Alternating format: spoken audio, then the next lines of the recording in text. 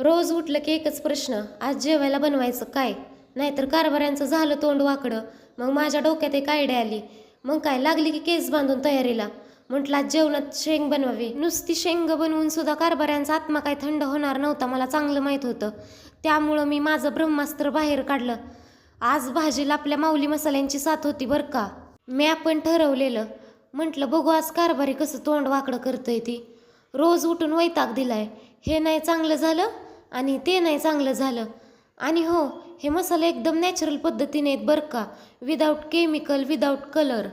घरगुती पद्धतीने बनवलेत मसाले, त्यामुळे आपल्याला तर काय भ्यायची फिकरच नाही बघा. टेन्शनच नाही घ्यायचं. मी तर मागवले ते मसाले.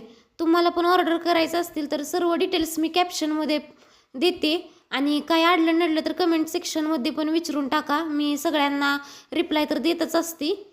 मी आज जाम खुश होती. म्हटलं आज कारभारी लय की खुश